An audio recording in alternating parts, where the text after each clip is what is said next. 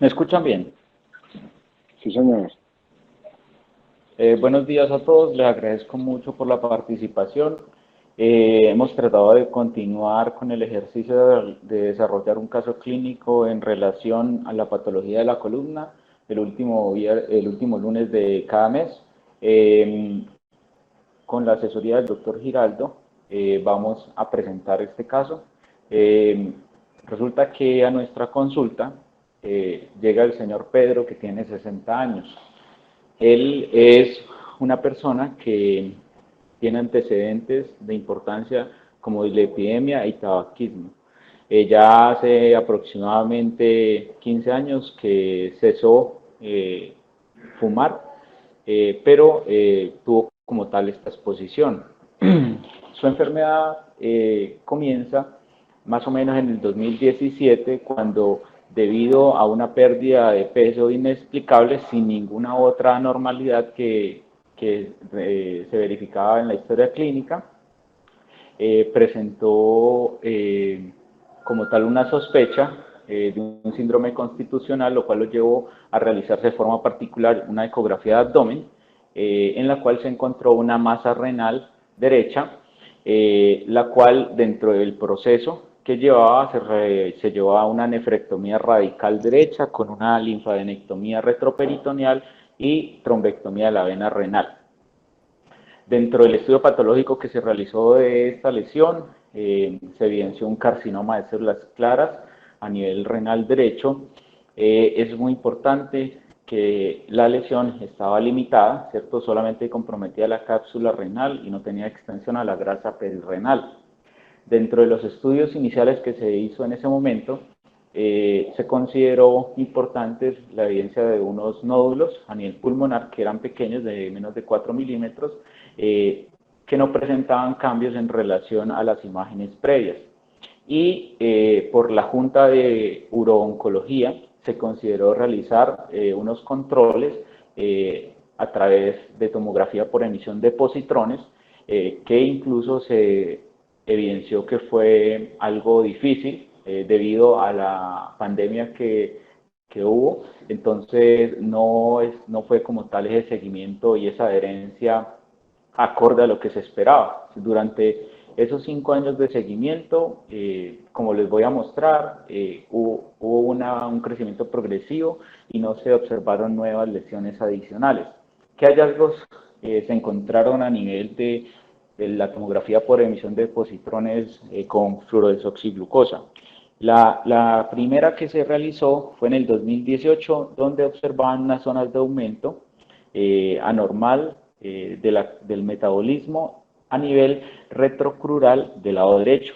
Entonces, esta lesión usualmente la identificaban en contacto estrecho con la vértebra T12, con una medida inicial de 33 por 13 milímetros, y también se encontraba un nódulo a nivel de la fosa ilíaca derecha, la cual esto continuó simplemente en seguimiento. En el próximo año, que se realizó la próxima tomografía por emisión de positrones, comenzó a presentar una persistencia leve del refuerzo metabólico y un aumento escaso del tamaño. Asimismo, en el 2020, como podemos observarlo, ya creció a 40 por 16. En el 2021 continuó creciendo, ya estaba en 47 por 20, la lesión que estaba adyacente al cuerpo de T12.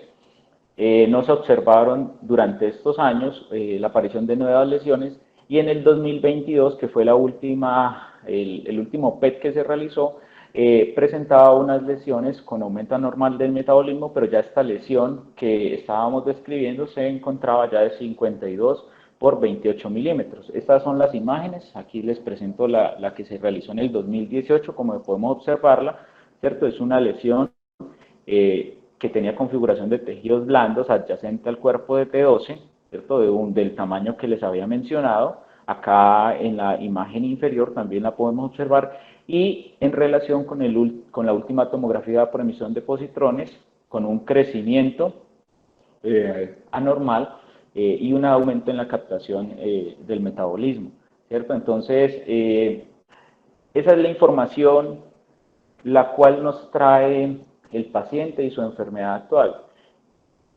La idea del caso es realizar una interacción para ir desarrollándolo con todos los participantes. Eh, de pronto, algún residente se animaría a responder esta pregunta, que cuál sería el enfoque que se podría realizar en este caso con la información que tenemos y qué ayudas diagnósticas solicitaría para iniciar un proceso terapéutico.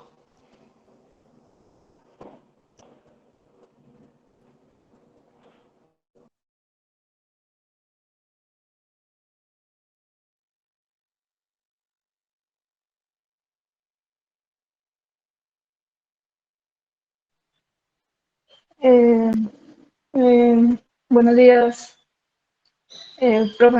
Bueno, no, pues como para empezar, el enfoque que yo haría inicialmente es tengo un paciente, eh, que, digamos, debutó inicialmente con un síndrome constitucional y como hallazgo inicial se encontró una lesión, un posible primario, pues a nivel renal, ¿cierto? Eh, no sé si él describió bien si el paciente tenía dolor lumbar o no, si fue totalmente pues como incidental el hallazgo, ¿cierto?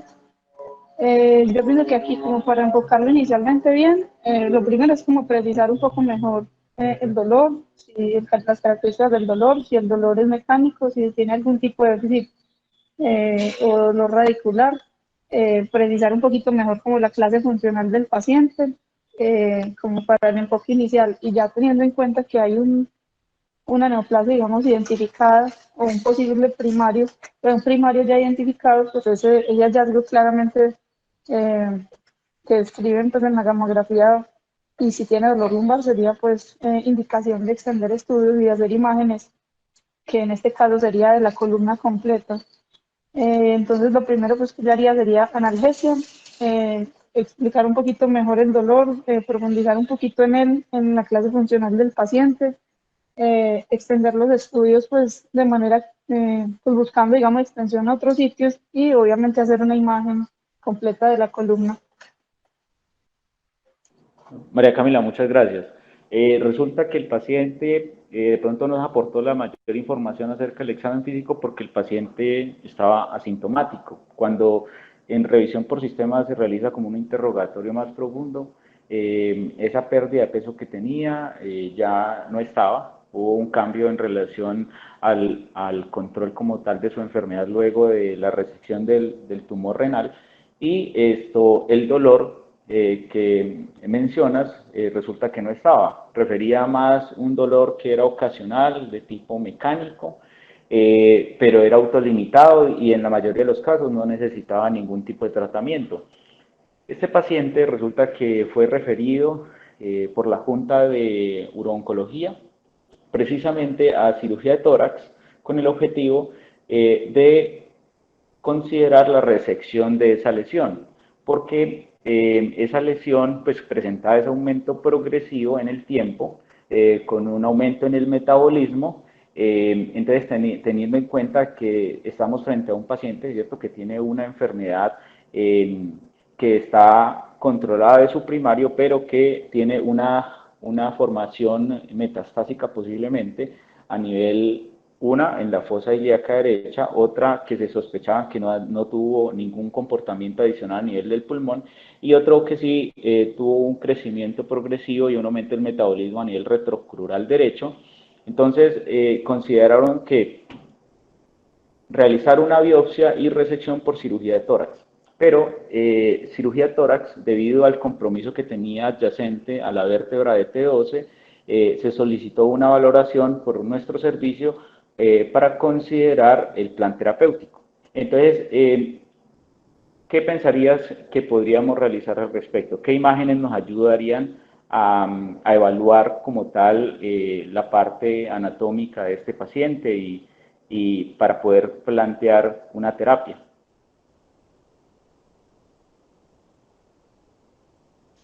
Hola Jorge, sí, y además pues de lo que dijo Camila, ya con el enfoque en la parte clínica y la parte funcional del paciente que también mencionó ella, ya nos tocaría entrar a ver la parte anatómica para evaluar dos cosas principalmente, que serían la estabilidad y el compromiso neurológico, que tiene una parte clínica, que la mencionó Camila, a ver si tiene algún déficit, y una parte por imagen, que sería el compromiso a nivel del canal medular.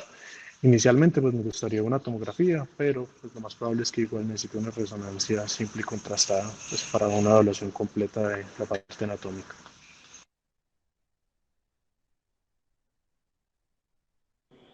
Juan Camilo, de pronto nos puede recordar cómo sería como el enfoque que nos plantea la literatura acerca del estudio de los pacientes con metástasis a nivel espinal.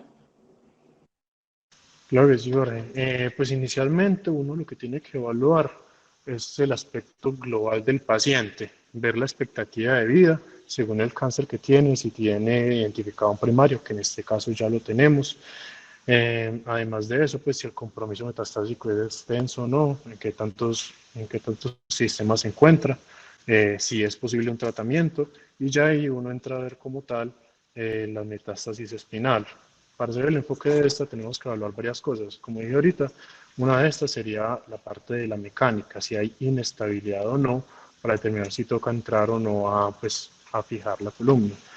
Otra cosa sería la parte neurológica y pues en sí su riesgo neurológico, sería si ya tiene algún déficit o el compromiso dentro del canal que nos hablaría de qué tan probable es que haga déficit o no con o sin la radioterapia, que también nos va a poder guiar hacia el tratamiento. Los parámetros oncológicos que necesitamos, pues en parte, la histología del tumor, saber el primario, saber qué tipo de tumor es, así vamos a saber cuál es el pronóstico del paciente y si es radiosensible o no. Y ya teniendo en cuenta todos estos, pues, estos objetos, pues, todas estas consideraciones, ya podemos entrar a un tratamiento de preferencia, según pues lo que tengamos. Muy bien, muchas gracias, Juan Camilo. ¿Algún participante desea realizar algún aporte?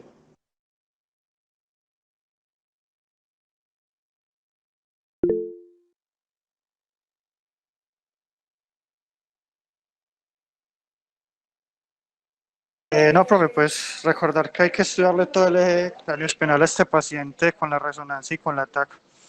Es como lo único que agregaría. Perfecto, entonces vamos a continuar.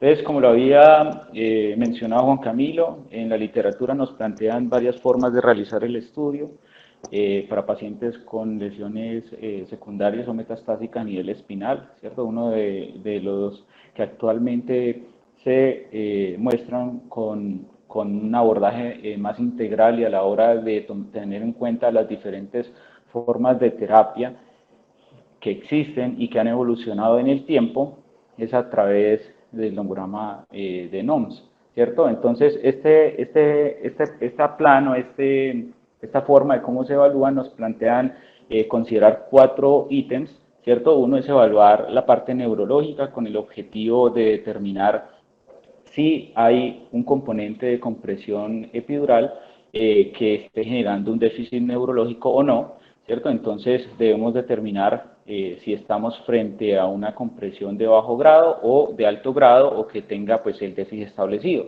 Por otro lado, tenemos la parte oncológica que mencionaba, en el cual tenemos que determinar si la lesión primaria o el tumor es radiosensible o radioresistente, con el objetivo de considerar cuál sería parte de la terapia que podemos brindar.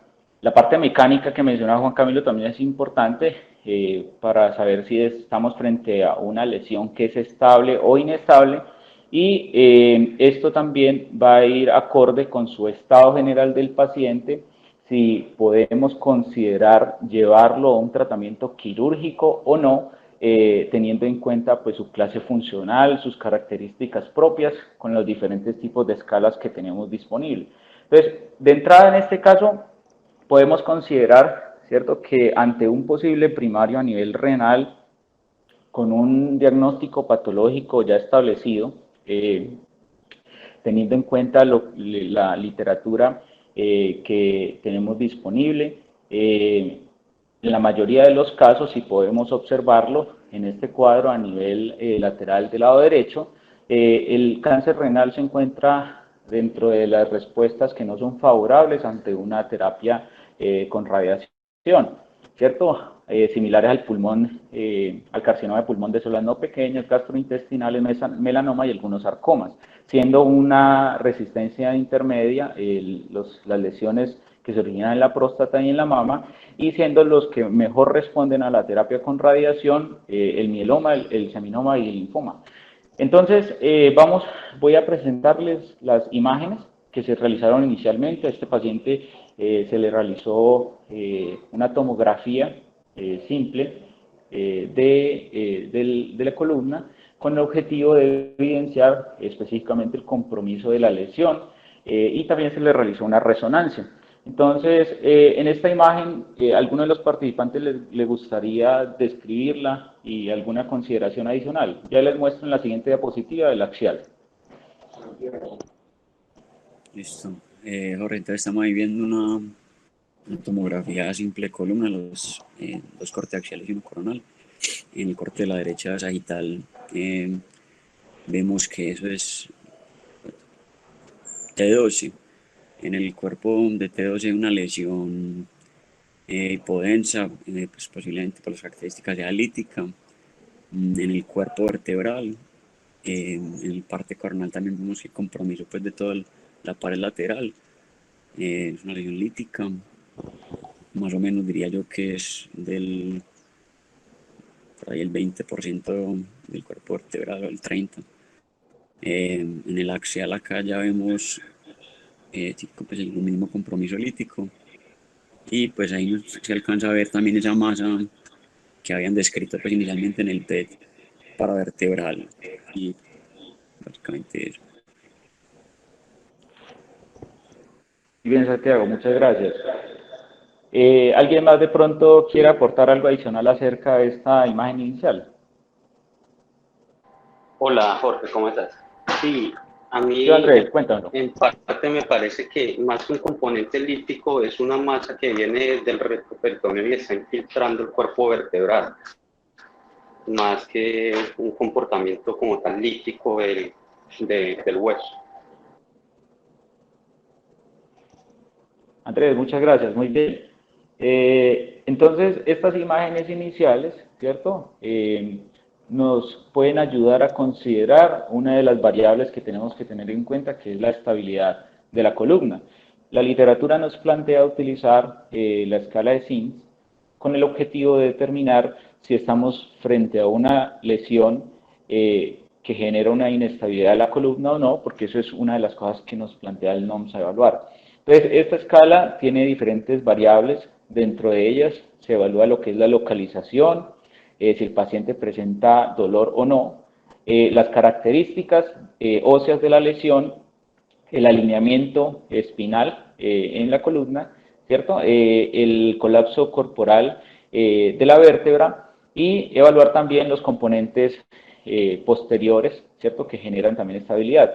Entonces, al considerar los valores de este caso específico, nos da unos puntos, ¿cierto? Teniendo en cuenta de que se realiza esta lesión, se lo ubica a nivel de la unión tóraco-lumbar, le damos 3 puntos, ¿cierto? El dolor mecánico, pero es ocasional, 1 punto, componente lítico, 2 puntos, dándonos 6 puntos, considerando inicialmente esta lesión como estable.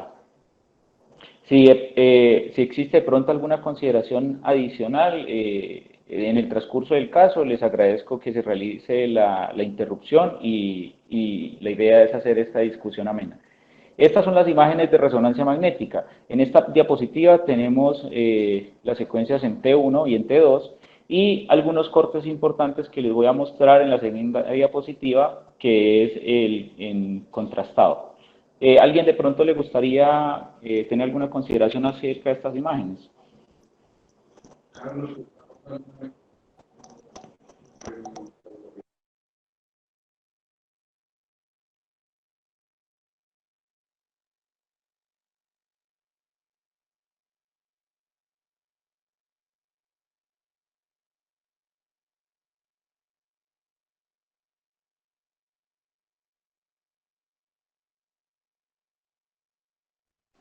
Lucas, danos tu concepto.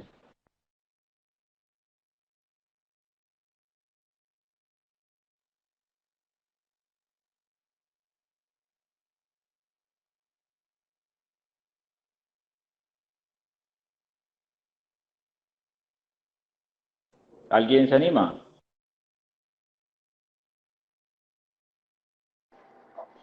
Hola, Jorge. Bueno, se ve una lesión que es tipo intensa en el cuerpo de T12, que está infiltrando el cuerpo. No, pues solo se limita como en la parte anterior del cuerpo que estamos viendo. No veo compromiso como tal de los componentes posteriores, la verdad, ni compromiso del canal vertebral como tal.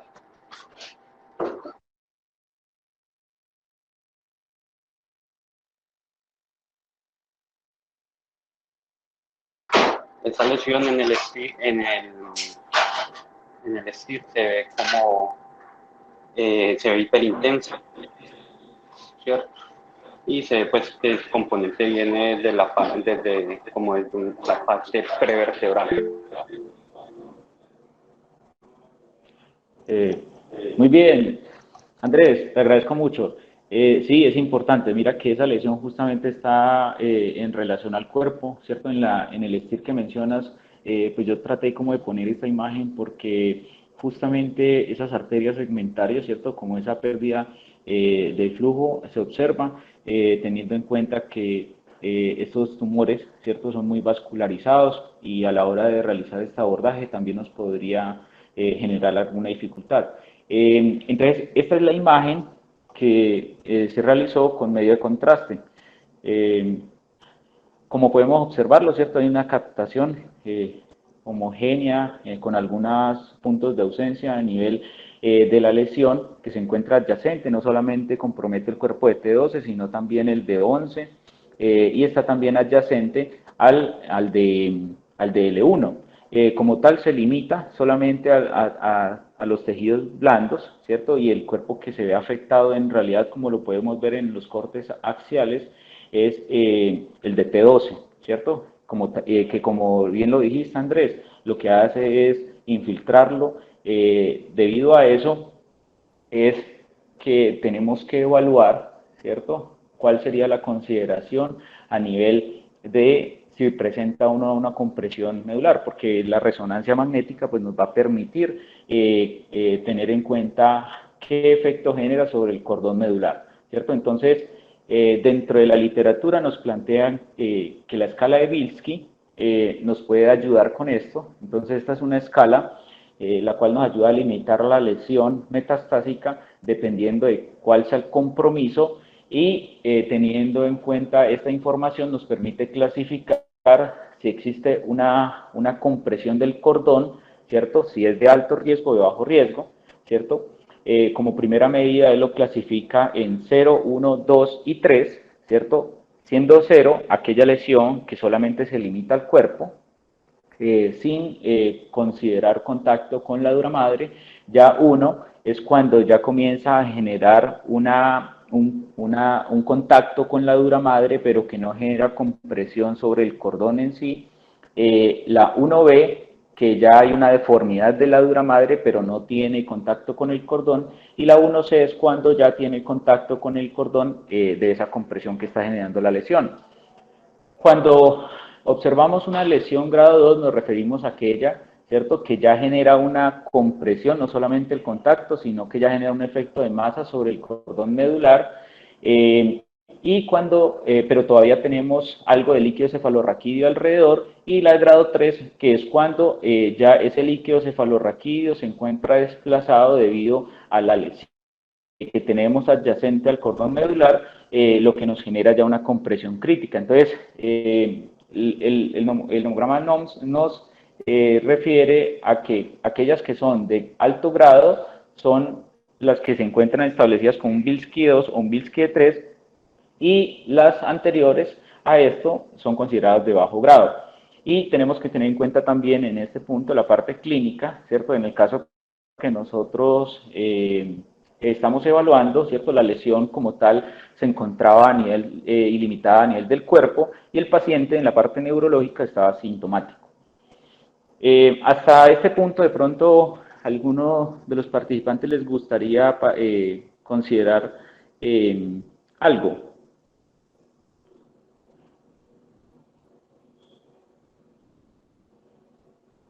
Mejor, según eso que acabas de escribir, yo diría que esta lesión es un 0. Pues solamente compromete el cuerpo, ¿no? No alcanza, sí, solo el cuerpo. Sí, muy bien, muy bien. Entonces, en esta diapositiva, ¿qué observamos? Resulta que entonces ya evaluamos lo que es la parte del compromiso del cordón medular y la parte neurológica, ¿cierto? Evaluamos la parte oncológica, que estamos frente a una lesión radioresistente. Evaluamos la estabilidad a través del SIMS, que considera una lesión estable, y otra parte que tenemos que tener en cuenta es el estado del paciente. Entonces la literatura nos propone tener en cuenta, considerar la sobrevida del paciente a través de diferentes calculadoras. Una de ellas es el SORC. Yo la apliqué teniendo en cuenta las variables que no solamente tienen en cuenta la histología del tumor primario, sino el estado funcional, el estado neurológico a través del ASIA, ¿cierto? Si tiene o no otras comorbilidades, si tiene metástasis viscerales, metástasis a cerebro, si ha recibido terapia sistémica previa o el número de metástasis, que en este caso la variable que determinan es 3 o más metástasis a nivel espinal. Y toman en cuenta también otras variables propias del paciente, tanto sanguíneo, ¿cierto? De la función plaquetaria, función renal y demás. Al realizar este cálculo, el SOR nos determina que la probabilidad de sobrevida a 90 días, que es lo que debemos considerar a la hora de realizar una intervención en estos pacientes, es del 95%, y la probabilidad a un año es del 73%. Un examen adecuado, ¿cierto? Y una información que nos ayudaría a aportar, teniendo en cuenta de que el paciente clínicamente tiene una buena funcionalidad, la sobrevida, teniendo en cuenta las variables, está bien. Dentro de la literatura también nos mencionan tener en cuenta específicamente en el carcinoma de células renales, este score que nos permite determinar una sobrevida y predecir una sobrevida con otras variables que ya fueron validadas, en la cual tienen en cuenta el tiempo desde el diagnóstico hasta el tratamiento sistémico que se le realizó, el nivel de hemoglobina, el calcio sérico, el lactato deshidrogenasa y la función, ¿cierto? A través del Karnofsky. Entonces, en este caso, este paciente específicamente determinó que tenía 0 puntos, encasillándolo en el grupo de riesgo favorable y determinando una sobrevida aproximadamente de 20 meses. Entonces, hasta aquí, ¿qué se ha considerado en esta patología en especial? Que el grado inicial que se realizó, el hecho de qué tanto compromete esta lesión específicamente en el carcinoma de células renales, a través de su evaluación inicial, por ejemplo, a través del Fulham o el ISUB, que son descritos, es importante tenerlo en cuenta porque se relaciona específicamente con el pronóstico que tenemos. Tenemos que tener en cuenta la actividad de la enfermedad sistémica, si está o no activa, y el estado neurológico. Esas son de las 3 variables que más han correlacionado con el pronóstico de estos pacientes. E incluso se ha considerado el número de lesiones, siendo, por ejemplo, la aparición de una sola lesión, una sobrevida aproximada de 19 meses, y en otros estudios en los que se han determinado más de una lesión, se ha considerado una sobrevida de aproximadamente 9.7 meses. Entonces, este es como el resumen que tenemos hasta el momento, teniendo en cuenta la información disponible. Entonces, teniendo en cuenta la parte neurológica, estamos frente a un compromiso de bajo grado neurológico, una lesión que es radioresistente, el compromiso mecánico es estable, y la parte sistémica podría tolerar algún tipo de intervención. Hasta el momento, de pronto, con esta información disponible, podríamos considerar algún tipo de conducta. Jorge, El doctor Gustavo está pidiendo la palabra. ahí me escuchas, Nacho. Sí, señor, muy bien. Bueno, yo quiero que algunos de los residentes de cuarto o quinto año, tal vez me gustaría que hablara Daniela. Daniela, ¿estás por ahí? Sí, señora, aquí estoy. Daniela, de una forma bien concreta, con toda la información que tenemos de este paciente, nos gustaría que hicieras un resumen, pero con una perspectiva oncológica, o sea, no, digamos que ya tenemos el aspecto neuroquirúrgico, las imágenes, con una perspectiva oncológica que nos describas de una forma concreta este caso y cómo lo enfocarías hacia algún tratamiento. Bueno, entonces es un paciente con un cáncer de células renales que ya tiene casi 5 años de supervivencia. Entonces, en este momento, enfocado hacia el tratamiento del cáncer de células renales, es una neoplasia, la cual tiene un tratamiento gracias a la quimioterapia, que en la literatura digamos que ha sido dividido en dos partes a partir del 2008, dado por los inhibidores de tirosinquinasa, que es lo que más ha cambiado el pronóstico oncológico de los pacientes. Entonces, digamos que cuando uno tiene un cáncer que tiene una posibilidad de quimioterapia, que incluso puede llegar a pensar pues como en una intención curativa del paciente. Entonces evaluamos la carga tumoral sistémica de este señor, que en realidad pues lo que vemos ha estado estable. Entiendo que Jorge ha mencionado que tenía unas metástasis que de hecho se interrogan, que son unos nódulos pulmonares muy pequeños que han estado estables en toda la enfermedad, y una lesión hacia la fosa ilíaca derecha. Entonces creo que estamos ante una masa en la cual le tenemos que brindar una perspectiva, un control oncológico a este paciente, porque se ha demostrado en el cáncer de células renales que cuando hacemos la cirugía, en este caso la cirugía que se propone en la literatura siempre es enfocada a una cirugía de una resección en bloque, el pronóstico vital del paciente mejora incluso hacia superior a casi llegando a ser el 70% a 5 años de supervivencia. Entonces, hola. Dani, una pregunta antes de que sigas. Hablaste de la carga oncológica. ¿Cómo se describe eso en los pacientes con metástasis espinal? O sea, el paciente tiene una enfermedad oligometastásica. ¿Por Exacto. qué es importante? Porque, a ver, ¿a qué se refiere enfermedad oligometastásica? O sea, ¿cómo se describe cómo se define el término y por qué es importante en el cáncer de células renales?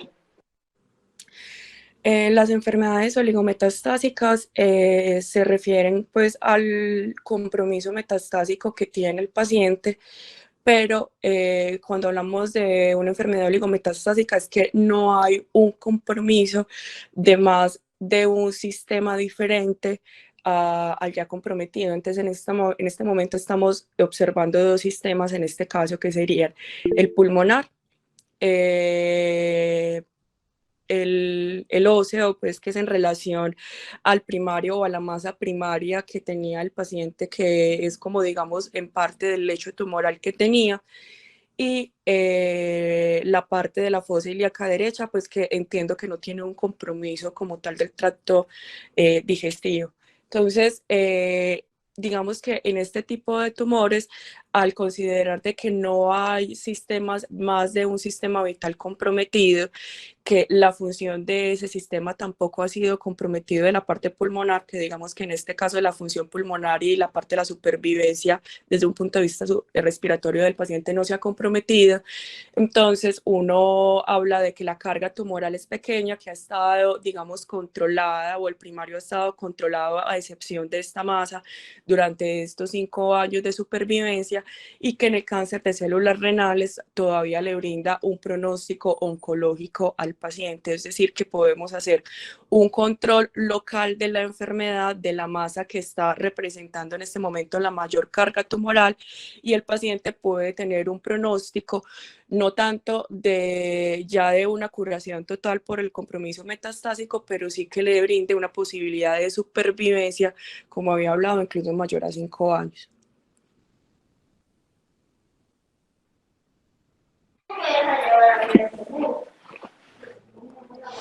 Pido la palabra. Adelante. Profe, no, usualmente cuando, yo le quise a Daniela, cuando uno habla de metástasis espinales, enfocado hacia enfermedad oligometastásica, pues tenemos que definirla como una enfermedad que es una enfermedad como intermedia desde el punto de vista del cáncer. O sea, no es una enfermedad que está totalmente pues, con una carga oncológica alta, es un paciente que está muy mal, ni es el paciente pues, que tiene un total control, un paciente que es como intermedio. Pero cuando hablamos de metástasis espinales, se dice que son nuevos pacientes que tienen hasta 5 metástasis, ¿sí? Hasta 5 metástasis a nivel de la columna, y que todas esas lesiones puedan ser manejadas con una terapia ablativa, ¿sí? Ya sea cirugía o radiocirugía. Y se ha visto que esa categoría como tal de enfermedad oligometastásica, cuando uno trata a esos pacientes con fines ablativos, se ha visto que el pronóstico, lo que dice Dani, el pronóstico de estos pacientes, la verdad es muy bueno. Excelente, yo creo que son muy complementarias las dos descripciones de enfermedad oligometastásica, pues lo único que queda por decir es que es probable que la enfermedad oligometastásica en algunos cánceres sea diferente a la enfermedad polimetastásica. O sea, hay algunos casos oncológicos que es probable que tengan menor capacidad de hacer metástasis, que inclusive el patrón molecular de ese tipo de cáncer sea menos agresivo.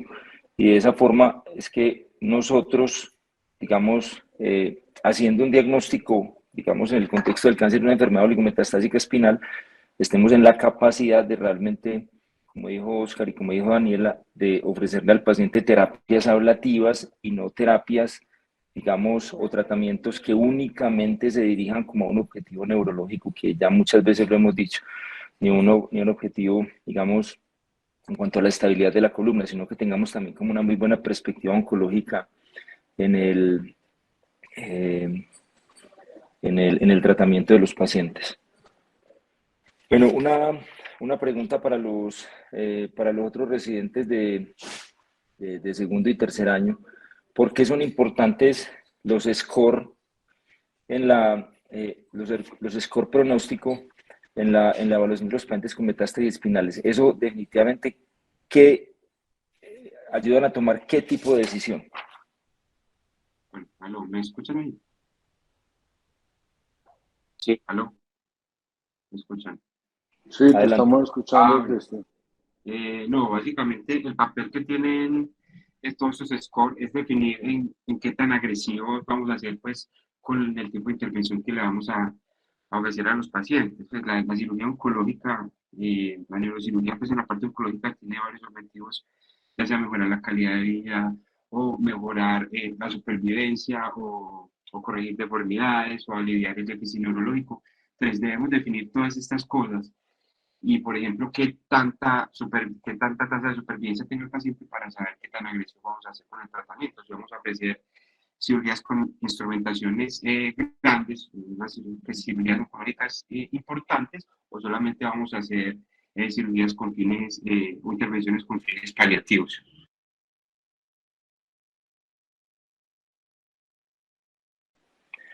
Perfecto. Perfecto, muy bien. Sigamos, Jorge. Sí, señor. Pues en este momento, la idea era pues, tener en cuenta la información disponible y ya considerar como una propuesta terapéutica hacia el paciente. Entonces, no sé, profe, si podríamos abrir como la discusión en este tema. Listo, uno de los R mayores. ¿Quién quiere diseñar Johan. un plan terapéutico Johan. completo para este paciente? ¿Quién? Johan, nos puede... Johan. Hola, buenos días, ¿cómo están? Bueno, entonces, dado que estamos ante una lesión que es única a nivel espinal, ¿cierto? Que tiene una masa ahí que está infiltrando la vértebra de T4, yo pienso pues que el plan terapéutico sería hacer la resección de la masa exofítica y hacer una corpectomía parcial de ese cuerpo que está comprometido. Dado que no es un compromiso completo, no creo yo que habría que tener una corpectomía total. Hacer una fijación de 3 niveles arriba, 2 niveles abajo sobre ese cuerpo de T12 para ofrecer una estabilidad adecuada pues de la lesión de esa resección que se va a hacer, esa corpectomía parcial. Johan, ¿por qué parcial y no total?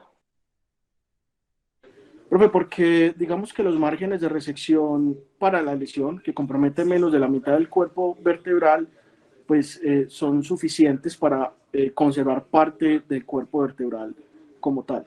No creo que haya necesidad pues de sacar todo el cuerpo, pensaría yo.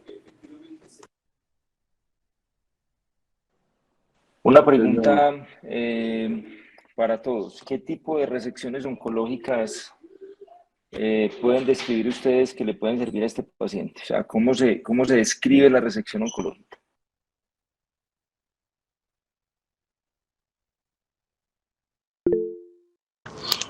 Pues digamos que el objetivo de las resecciones oncológicas es uno, poder sacar el tumor en bloque sin tratar de violar, sin violar los márgenes tumorales, precisamente porque al uno transgredir el tumor o los márgenes o la cápsula tumoral, el riesgo que la diseminación inadvertida del tumor sobre el lecho quirúrgico obviamente pues genere un desastre, que eso por ejemplo se ha visto muy bien en los cordomas. Yo creo que aquí una de las que el más lo puede orientar hacia esa resección oncológica es el comportamiento del tumor en el T1 y como se ve en el T1 con contraste, que incluso el compromiso que se veía sobre la vértebra era mayor al que se veía en la tomografía, porque en la tomografía solo se veían esos bordes remodelados que eran incluso menos de la mitad del cuerpo, pero estaba pues en el T1 contrastado el compromiso del pedículo del lado derecho de la vértebra. Entonces, digamos que pues yo no he visto resecciones en bloque de cáncer renal a este nivel, pero en este tipo de cáncer hay dos principios fundamentales. Primero, que sangra demasiado, y sí se ha demostrado en la literatura que incluso con pacientes embolizados, el sangrado es estimado de 800 a 1 litro. A un paciente que usted no emboliza, en el que el sangrado puede llegar a ser incontrolable y mortal. Y lo segundo es tratar de sacar la lesión. En este caso, pues como está a nivel de la unión toracolumbar, pues la técnica quirúrgica que había leído era la posibilidad de hacer como una resección anterior, que en este caso tendría que ser en conjunto con, pues a nivel retroperitoneal, no sé si con cirugía vascular sería como el más, o bueno, en caso de cirugía oncológica, sacar el pedazo de la vértebra que está comprometido tratando de dejar márgenes limpios, tomando los márgenes de la vértebra para uno demostrar al patólogo que dejó márgenes limpios en este caso. Lo que veía en la literatura es que ellos sacaban todo el cuerpo y posterior hacía lo que sería la sustracción de los elementos posteriores. Lo único como que me generaba duda en este caso es que de todas maneras sí había compromiso de otros órganos de la fosa ilíaca y del pulmón, pero lo que sí encontré en la literatura es que la técnica quirúrgica era hacerle la resección en bloque y obviamente como por el compromiso que estamos viendo queda inestable la unión toracolumbar, pues eventualmente había que fijarlo, pero era lo que había leído, incluyendo como había mencionado la embolización del tumor específicamente para este tipo de histología. Perfecto, Mauro. ¿Cómo describirías las resecciones oncológicas especialmente dirigidas a este paciente? Pues, profe, sí, lo que se estaba preguntando es, digamos que tenemos tres tipos de resecciones desde el punto de vista oncológico. La resección en bloque, que era lo que estaba dando Daniela, ¿cierto? Que es quitar el tumor con márgenes de tejido sin tumor, tejido sano. Las resecciones radicales y las resecciones intralesionales. Las resecciones radicales implican quitar todo el compartimento donde está el tumor, es decir, incluso quitar el canal medular, la médula arriba y abajo, y toda la vértebra con los elementos posteriores. En este paciente que está indemne neurológicamente, yo creo que no es una opción. Y la resección intralesional, por el estado oncológico del paciente y por el estado de supervivencia que tiene, tampoco sería una opción. Yo estoy de acuerdo con Daniela que la opción aquí es la resección en bloque, y para planear las resecciones en bloque de los tumores vertebrales, una ayuda es ir a los cuadrantes de Boriani para planear como esa técnica quirúrgica. Esto es una lesión que está entre los cuadrantes 9 y 6, más o menos, incluye el pedículo, parte lateral y algo anterior del cuerpo vertebral. Si uno es estricto con la clasificación de Boriani, se podría hacer por un abordaje posterior. Yo sí haría la embolización prequirúrgica y haría una corpectomía total. y ahí pues pondría un cilindro y instrumentación larga.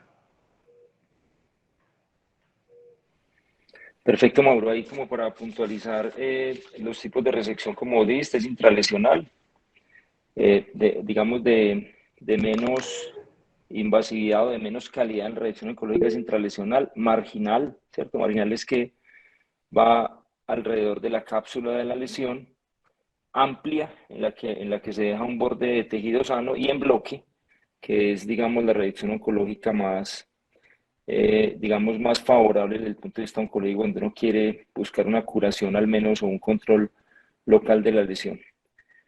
Bueno, ¿alguna otra propuesta quirúrgica? Está muy bien, Mauro, la descripción en cuanto a la clasificación o el esquema WB o Boriani and Biagini.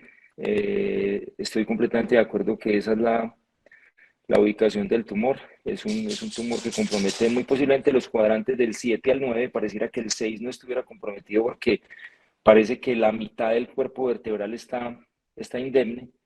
Y esa es una de las razones por las cuales nosotros tomamos la conducta quirúrgica que tomamos. En cuanto a la embolización, si hay alguno de los que emboliza tumores espinales, no sé si por ahí está Esteban, ¿qué recomendaría o cualquier otro, qué recomendarían en cuanto a la embolización de este tipo de tumores o qué tumores o en qué casos de metástasis o tumores espinales se recomienda la embolización?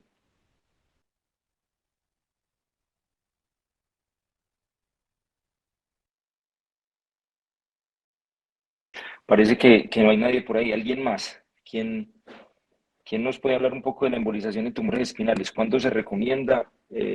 ¿Cuál es el paciente que definitivamente tiene que ir a embolización preoperatoria y en qué momento después de la embolización se recomienda la intervención quirúrgica?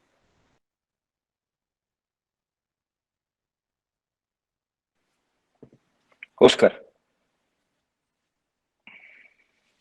Sí, profe.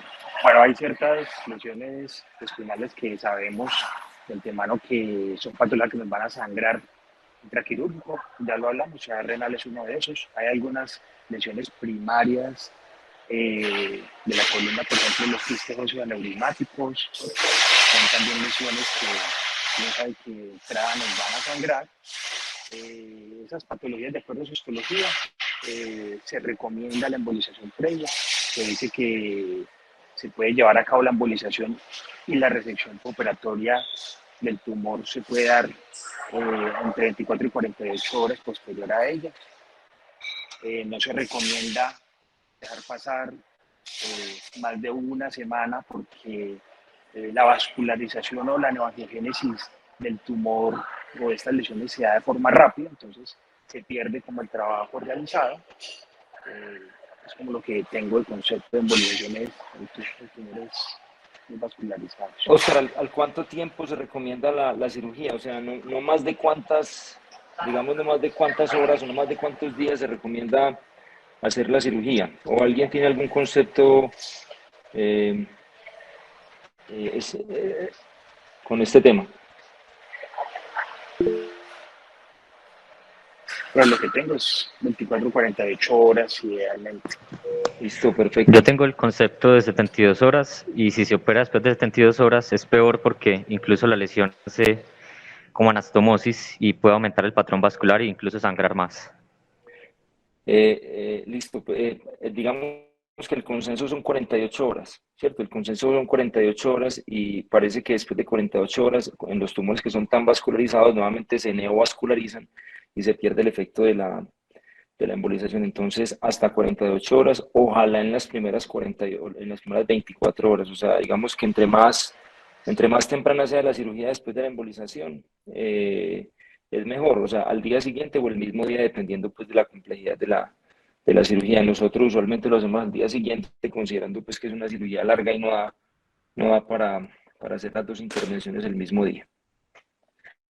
Bueno, sigamos, Jorge.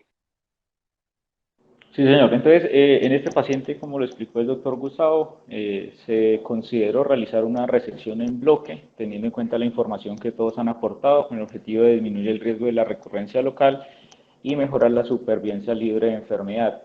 Entonces, el día previo, ¿cierto? Se hospitalizó el paciente, se le realizó como tal el manejo endovascular con el fin de determinar cuáles son esas arterias que estaban nutriéndolo. Se identificó la segmentaria de T2 y la de L1.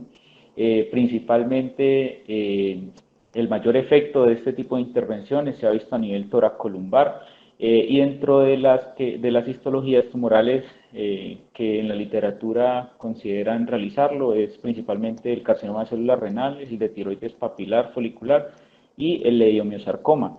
Precisamente dentro de los signos que a veces podrían ayudar y que en la literatura se ven representados es el hecho de que, por ejemplo, tengamos una lesión con una hemorragia intratumoral, que tenga un realce difuso con el medio de contraste o que se observen, por ejemplo, como lo observamos en esa ausencia vacío a nivel vascular en el T2, unos grandes vacíos a nivel del flujo. Entonces, en este caso se consideró realizarlo de esta forma. Se logró como tal la oclusión y el manejo de la segmentaria de L1, pero la de T12 no en su totalidad, ¿cierto? Estas son algunas de las imágenes que observamos. Se realizó inicialmente la intervención por cirugía de tórax, como lo observamos en la imagen superior izquierda. Esta es una foto del acto quirúrgico en el que trataba el cirujano de tórax de, primero, tratar de realizar el control vascular y tratar de desprender la lesión que, como lo observamos, se extendía, ¿cierto?, paravertebral hacia T11 y hacia L1, con el objetivo de que la resección que se planteó a través de una vía posterior podría ser más fácil y no se retraigan teniendo en cuenta de que se encuentran en estrecha relación con los grandes vasos. Y las otras imágenes que se aportan son de lo que se observó en ese momento. Aquí, por ejemplo, en esta imagen inferior izquierda podemos observar como tal la lesión una vez que la pleura fue retraída, ¿cierto? Se observaba ya la lesión que teníamos que resecar teniendo en cuenta de conservar, como lo mencionaron, los márgenes con el objetivo de realizar esta resección en bloque. En la siguiente foto, ya una foto de un mejor aspecto, durante este tipo de resecciones en la literatura se describe dentro de las complicaciones que pueden haber las lesiones durales, como tal se presentó una de ellas, lo que nos estimuló para hacer un manejo activo de ella, teniendo en cuenta de que como se hizo un manejo también a través del tórax, esa presión negativa del tórax podría exponernos hacia una fístula de líquido cefalorraquídeo persistente y de difícil control. Entonces se trató en lo posible de realizar este manejo como tal. Entonces se le realizó una resección del tumor mediastinal por videotoracoscopia con una ligadura del conducto torácico. Además de eso, pues la resección en bloque del tumor de T12, solamente limitada a la mitad de la vértebra que estaba comprometida. Aquí en esta imagen patológica se observa la pieza, se marcó con los diferentes bordes con el objetivo de tener en cuenta la evaluación de estos a nivel patológico, ¿cierto? Podemos observar aquí como tal la mitad de la vértebra que tenía un buen aspecto y por el lado lateral como tal el borde de la lesión. Y esta es una imagen que se tomó con el objetivo de considerar como el componente óseo y el componente de tejidos blandos que tenía. Dentro de las complicaciones que se podrían presentar en este tipo de cirugías, la literatura es muy variable, las determina aproximadamente entre el 13 y el 73% y una mortalidad que tampoco es despreciable hasta del 7%. Las infecciones se pueden presentar debido como tal a la amplia extensión que se utiliza en estos abordajes, que se ha estimado aproximadamente en el 10%, teniendo en cuenta algunas consideraciones en relación a la morbilidad, principalmente la pérdida de sangre, que en este caso, por ejemplo, se estimó de 1 litro, pero en la literatura a veces pueden ser tantas como de aproximadamente 3 litros, con tiempos operatorios prolongados, y no es que se presenten lesiones isquémicas, principalmente por la ligadura de las arterias segmentarias en este nivel. Esta es la imagen postoperatoria de la construcción que se realizó. Aquí podemos observar como tal que se realizó solamente la resección de la mitad lateral del lado derecho de la vértebra y finalmente podemos observar el resultado de la patología que va a impactar directamente en el pronóstico del paciente, donde se observan que se logró realizar una resección amplia con unos bordes negativos evaluados por patología. Estamos atentos a comentarios. Entonces, en resumen, se hizo una resección, digamos, marginal en algunos puntos. Digamos que se buscó un borde oncológico muy bueno en la vértebra. De acuerdo a lo que veíamos en las imágenes, digamos que había un buen margen de resección, podíamos conservar la mitad de la vértebra, que es suficientemente estable para no tener que poner ningún tipo de reconstrucción anterior. Y en el tórax se hizo una resección marginal guiada por toracoscopia en compañía con los cirujanos de tórax. Yo quiero hacerle una pregunta a los R mayores. ¿Cómo se manejan las segmentarias en las resecciones en bloque o en las resecciones, digamos, sí, las resecciones en bloque cuando hacemos este tipo de resecciones oncológicas? ¿Cómo se manejan las segmentarias?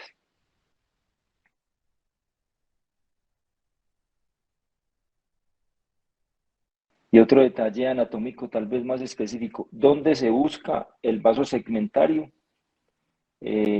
Cuando estamos haciendo la disección lateral, cuando estamos haciendo la disección de la pleura en una metástasis torácica, como es este caso.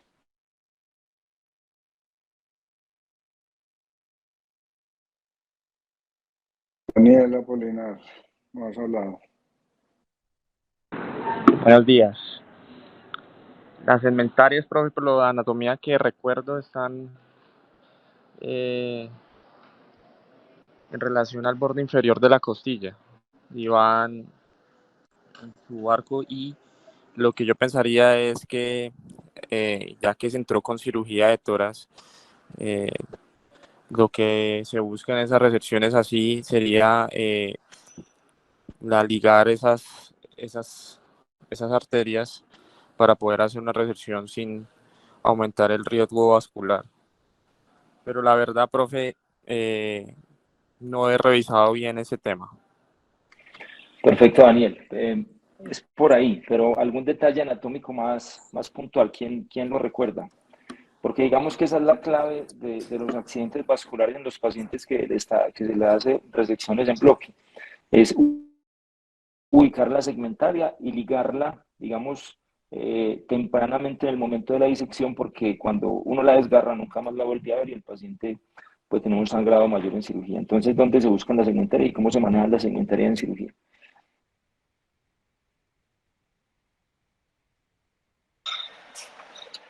Bueno, profe, esas segmentarias se buscan usualmente en la parte anterior del cuerpo y uno las pueden estar o en el tercio superior o en la mitad del cuerpo vertebral. Entonces, lo que uno hace es colocarles ligaclips usualmente o simplemente suturas antes de llevar a cabo pues, la disección del tumor y el resto de la cirugía. Siempre uno la usa en la parte anterior, tercio superior o medio del cuerpo vertebral. Perfecto, Oscar. Exactamente por debajo del pedículo. Ahí en general está la segmentaria. En la parte lateral del cuerpo, exactamente en la transición entre el cuerpo y el pedículo, exactamente debajo del pedículo, ahí siempre está la segmentaria y ahí hay que buscarla. Y, Oscar, ¿uno cuántas segmentarias puede sacrificar en una resección en bloque? Uno puede sacrificarla el nivel y por lo menos 2. Siempre y cuando teniendo en cuenta que no sean teniendo reparada a Dankewitz.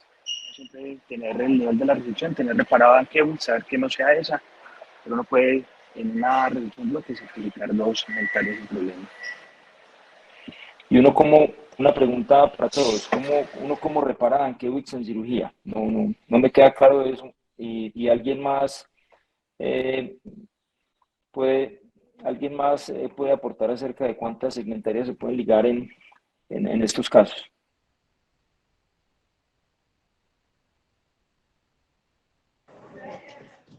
Porque yo tengo entendido que uno puede ligar hasta 2 niveles sin comprometer el riego sanguíneo. Más de 2 niveles ya empieza a generar alteración del riego sanguíneo.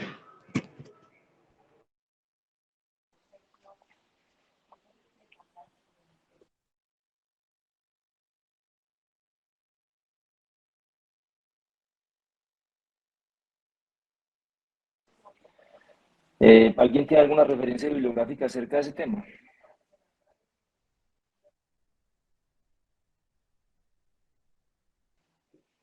Daniela. Eh, eh, no tengo la referencia de con cuántas raíces usted puede sacrificar a nivel dorsal, que también serían 3, pero no he leído específicamente cuántas segmentarias se pueden sacrificar.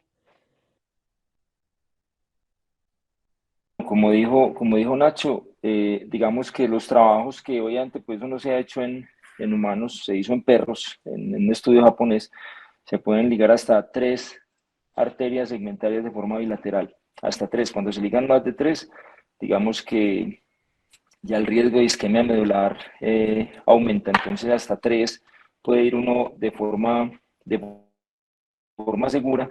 Dicen que si uno tiene un buen monitoreo neurofisiológico, pudiera hacer digamos, un test de oclusión intraoperatorio cuando necesita ligar más de 3 y de alguna forma definir de forma intraoperatoria si puede ligar al menos 4. Bueno, pero hasta 3 está permitido. Y otra cosa es que, digamos que en el intraoperatorio es muy difícil uno saber dónde sale Ankewix, digamos que uno la puede identificar previamente con una angiografía, pero el problema cuando uno liga las arterias segmentarias ahí digamos, ahí en la vértebra, digamos que no hay mucho problema con la arteria de Ankewix porque se sabe que la arteria de Ankewix usualmente irriga o le da flujo a varias arterias segmentarias. O sea, de la arteria de Ankewix salen varios vasos segmentarios que finalmente protegen la médula contra la isquemia. Entonces, independientemente del nivel de la arteria de Ankewix, uno puede, y eso ya, digamos que eso está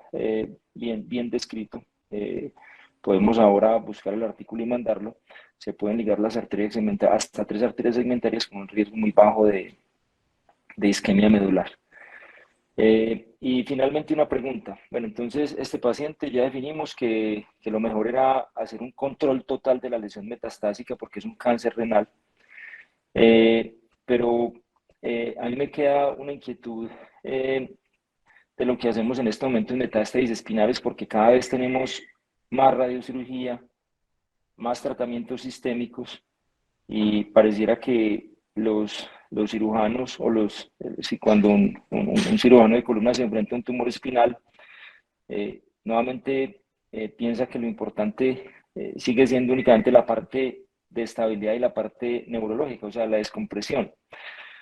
Si uno está operando un cáncer y el cáncer tiene infiltración del cuerpo vertebral y además de eso tiene extensión al canal y compresión neurológica, ¿en qué casos está indicado, así el objetivo no sea una resección en bloque, además de eso hacer un debulking de la lesión corporal, o sea, de lo que está por delante de la médula y que no está generando compresión medular? ¿En qué casos?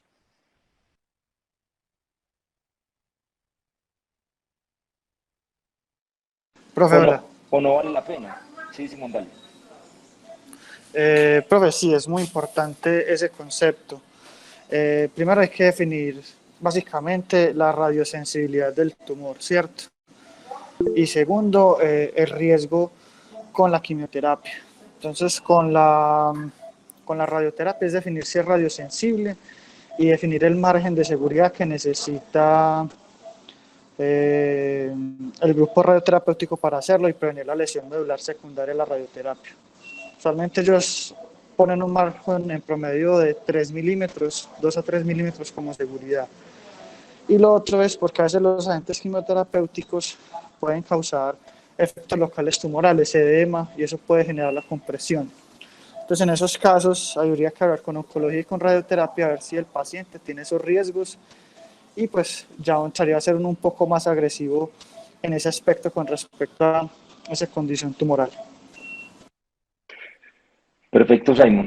Muy bien, parece que nuevamente en enfermedad oligometastásica y específicamente en cáncer de células renales y en cáncer colorectal, el debulking de lo que está en el cuerpo vertebral se correlaciona directamente con el control oncológico y la sobrevida. Entonces, digamos que como cirujanos de columna, cada vez tenemos que, digamos, apoyarnos más en el concepto del oncólogo, en definir cuál es el pronóstico vital sí, vital del paciente para nosotros también estar a la altura de los procedimientos quirúrgicos que estamos haciendo en este momento.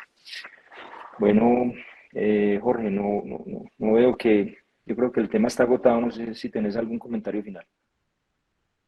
No, profe, completamente. Nacho.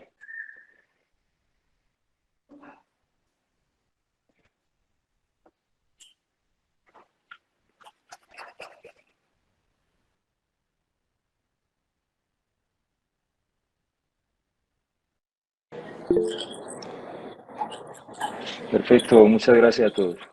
Ahí yo hago la salvedad que a pesar de que tengamos el NOMS, tengamos el SIMS y las escalas pronósticas, el enfoque de este paciente fue más con fines oncológicos, como dice el doctor Gustavo, y no fue tanto basado en el NOMS. Si bien el NOMS hablaba de que era un tumor radioresistente, que seguramente tocaba ofrecer algún tratamiento de cirugía de separación o alguna cirugía con tal de disminuir ese riesgo que caiga de la toxicidad de la radioterapia sobre la médula. En este caso específicamente me pareció muy interesante que el resultado que se buscaba fue más que el manejo guiado por el algoritmo, por las escalas normales, fue un enfoque diferente buscando sobrevida del paciente y control oncológico en ese sitio local por medio de esa cirugía que se realizó y no tanto solamente enfocados en que el paciente tenga dolor para controlar el dolor, la parte neurológica o la parte de la estabilidad. Entonces me parece que quedó el mensaje que se puede hacer esas resecciones no solamente como decir es estrictamente ligados a la escala de NOMS, se puede ofrecer buenos resultados.